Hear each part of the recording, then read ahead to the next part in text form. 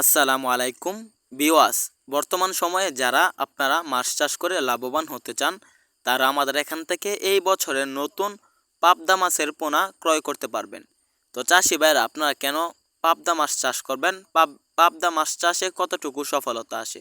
তো আপনাদেরকে প্রথমেই বলি, পাবদা মাছগুলো চাষ করার কারণ হলো এগুলো মাত্র 6 মাসে প্রতিটি পাবদা মাছের ওজন হবে 500 গ্রাম। তো চাষি ভাইরা, পাবদা মাছ চাষে প্রচুর পরিমাণে সফলতা আসে যদি আপনারা আমাদের নিয়ম অনুসারে চাষ করতে পারবেন।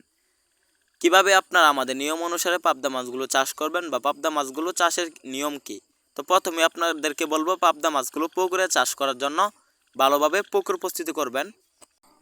সাধারণত পাবদা মাছ চাষে যে পুকুর প্রস্তুতি হলো, পুকুরের চারপাশে গাছপালা ছাটিয়ে দিবেন।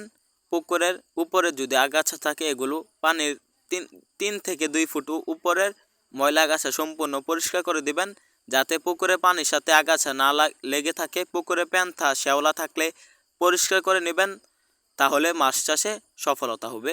কেননা মাছগুলোর পুকুরে যে খাবারগুলো দিবেন, এই খাবারগুলো প্যান্থা শ্যাওলা থাকলে খাবার খেয়ে ফেলবে, পানি সাদা হয়ে যাবে, মাছগুলো বড় হবে না।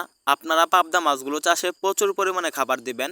খাবার দেওয়ার নিয়ম হলো, আপনারা দৈনিক 2 বেলা খাবার দিবেন বা 3 বেলা, রাত্রে, সকালে বা দুপুরে। যদি 2 বেলা দেন, সকালে এবং রাত্রে। আপনারা যদি 10 কেজি পাবদা মাছ চাষ করেন, তাহলে আপনারা দৈনিক 3 কেজি খাবার দিবেন, মানে 20%। তারপরে আপনারা প্রথম মাসে 20%, দ্বিতীয় মাসে 15%, তৃতীয় মাসে আপনারা খাবার দিবেন 10%। এরকমভাবে পাবদা মাছগুলোকে খাবার দিবেন। বা পাবদা মাছ চাষের সকল তথ্য পরামর্শ আমাদের স্ক্রিনে দেওয়া নাম্বার যোগাযোগ করে আমাদের এখান থেকে জানতে পারবেন।